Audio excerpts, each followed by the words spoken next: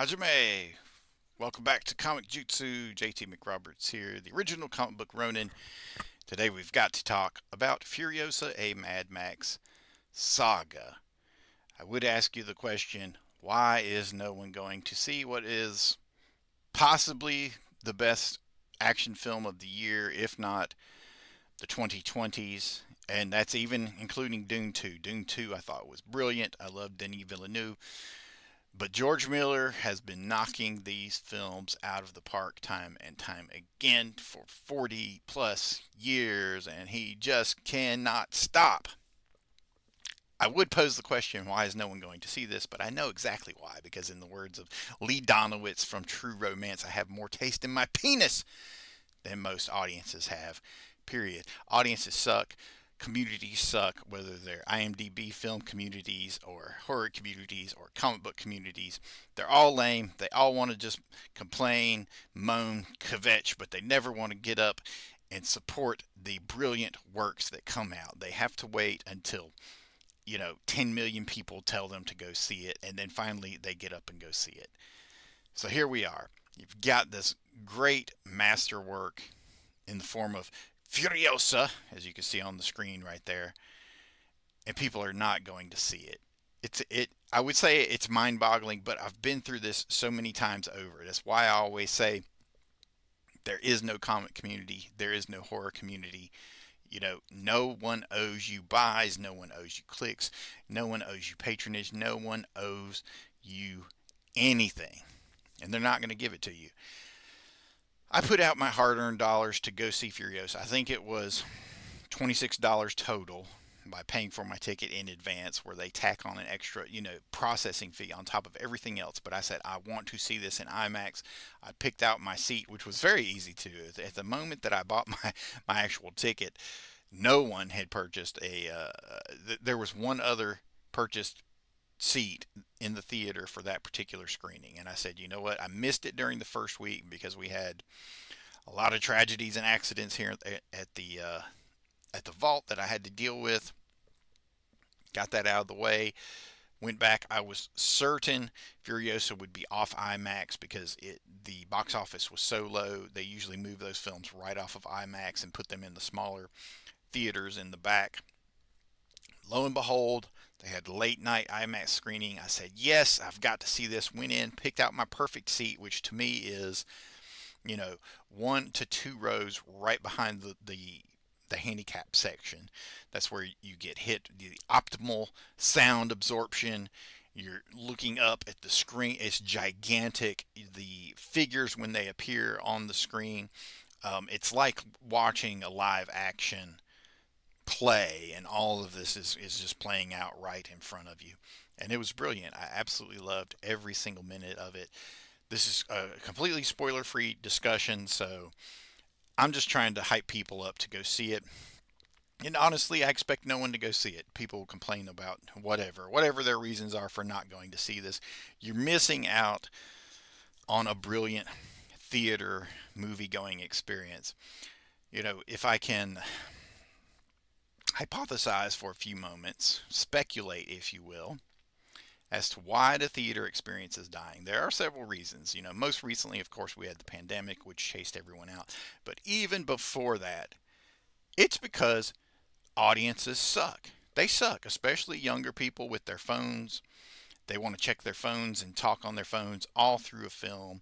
They have zero respect for anyone. I know I was at a Rob Zombie film a few years ago. It was on the tail end of the screenings of its run, where it had been out for like two months maybe. It's playing in a small theater. It's just myself and a couple in there watching the film. And the female in this group had to get her phone out in the middle of the theater. There's lights just shining in my face. And since nobody else is there, I said, "Hey, could you put that up? I'm the only other person here." And when she objected, I was like, "Yeah, put it up. I'm the only person here. If you want to use your phone, go outside." But anyway, that's part of the reason why. Is because audiences honestly suck. Though I like to talk about the positives here, but as we say In Comic-Jutsu, we shall deny no comic its fate, will deny no movie its fate, will deny no experience its fate. If I want to have a good film viewing experience, I generally go to retro screenings, because retro screenings, the audiences are a little bit more sophisticated. They're not just the general dopey audience that wanders in off the street and they're like, hey, what is this about? Furiosa. They're people that understand the subject that they're going to see. They've been looking forward to seeing these films for a while, and they absolutely love them. And those kind of audiences really help enhance the movie screening. But no audience required for Furiosa. Just you sit down, watch it. It's brilliant. I still don't understand the people that wanted to complain about Mad Max because it had so much Furiosa in it, or this or that, or they're worried about woke this, woke that. Who cares? It's a great, great film.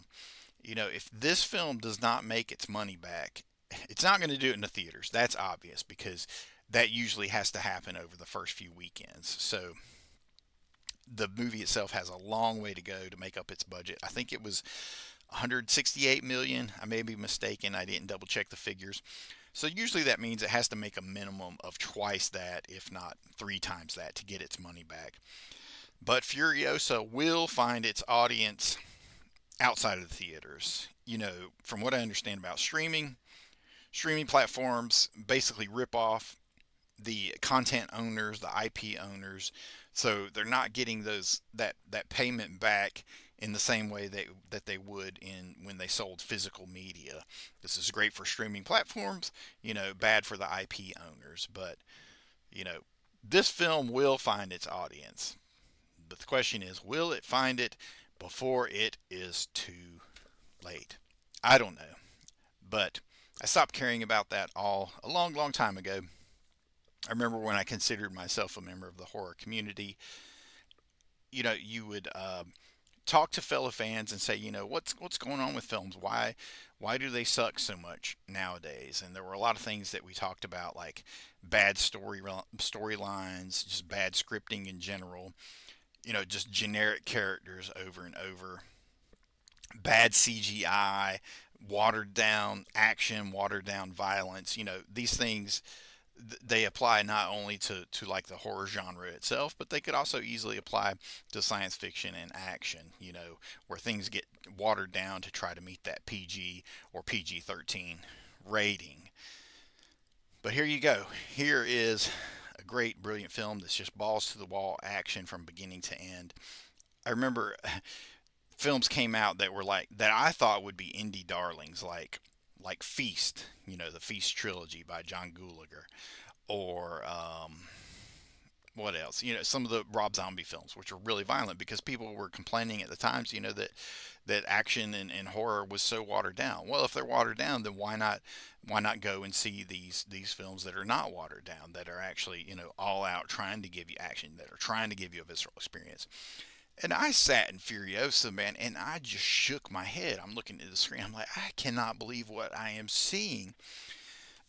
I, Australian filmmakers just never cease to amaze me. If you're not familiar with just the multiplicity of amazing films that they've brought us over the years, check out what is the name of it? The History of Ozploitation. I'm trying to remember the name of the actual documentary, but it's a documentary about the history of Ozploitation, Australian low budget filmmaking. And sometimes that turns into high budget filmmaking.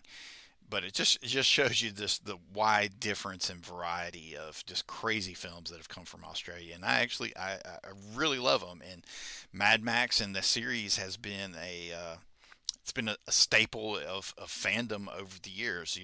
Road Warrior was really my first exposure to it, and at the time it was just legendary. It's just like, oh, action films, you've got to see the Road Warrior, you've got to see the Road Warrior. And I would rent the Road Warrior, go to my family's video store. I had an uncle that owned a video store at the gas station, where you take the little clip off the wall and you'd carry it up to the front and hand them the clip. They go to the back, get the movie, and hand it to you, and you could watch them for the weekend. And since it was my family, they would just let me rent anything that I wanted. It didn't matter if it was R-rated or what have you. And that was how I first got to see Road Warrior. Then after that, I learned oh, well, this is a sequel to Mad Max. And then it's like, oh, okay, well, let me find Mad Max. And I was able to rent Mad Max later. And it was always odd. I didn't realize that at the time that Mel Gibson's voice had been dubbed in Mad Max because of his accent. And it wasn't until, decades later when the actual DVD came out, which is a really nice DVD, by the way, where you could hear here in America, where you could hear the original audio with Mel Gibson's voice, making the experience that much more authentic. But it's brilliant stuff. I love it. If it's playing in IMAX again this weekend, I'm going to go see it again. I don't care. It's that darn good.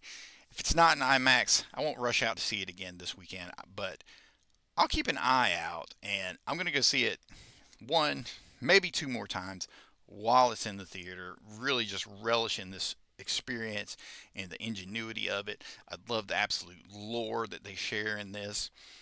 If you are familiar with the series, it's a prequel. It happens before Mad Max Fury Road, and that makes it a lot of fun to me. I like understanding the timelines of these things. So you have the Mad Max film, you have Road Warrior, then you have Mad Max Beyond Thunderdome, and then we have Furiosa and Fury Road.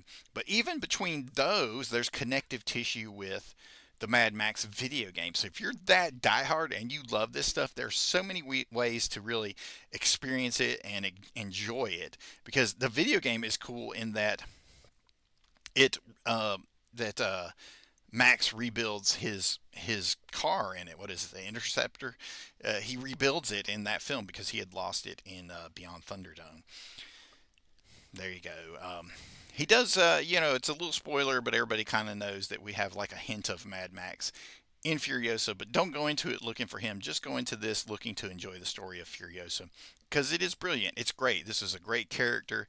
It stands up there with the great action heroines of all time, whether it's Princess Leia or Ripley from the Alien series or Sarah Connor from the Terminator series. Here we've got Furiosa. And then Chris Hemsworth is just over the top brilliant in this. He chews the scenery in a way that would make Vincent Price proud, or Jeremy Irons in Dungeons and Dragons proud, and oh gosh, he is just absolutely brilliant. And it's funny because when this first trailer came out, you can see the clips for it right here. I didn't even realize that was Hemsworth. I was like, "Who's this dude? He is bricked up."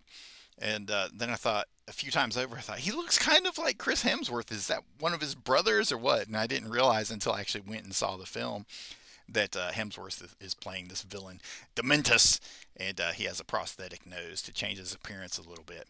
But it's great. It's great. You get a little bit more insight into Immortan Joe and his little culture that he's built there at the Citadel. You know, it deals with the things that are set up in Fury Road with Gastown and the Bullet Farm and all of that, and you get to see this little world kind of unfold and reveal itself more. And the really really great thing about it is watching this enhances Fury Road that much more because now you have the backstory of where did Furiosa come from, where was she going, how did Immortan Joe and the Bullet Farm and Gastown, and how did all of this come to be? Though you don't get like origins of all that, but you see it, prior to Fury Road anyway. And then just the action scenes are just unbelievable. Unbelievable. I'm still in disbelief at some of the things in it. So you owe it to yourself. If you're a fan of action, if you're a fan of science fiction, if you're a fan of dystopia, this is an instant classic. Go see it. You'll thank me later.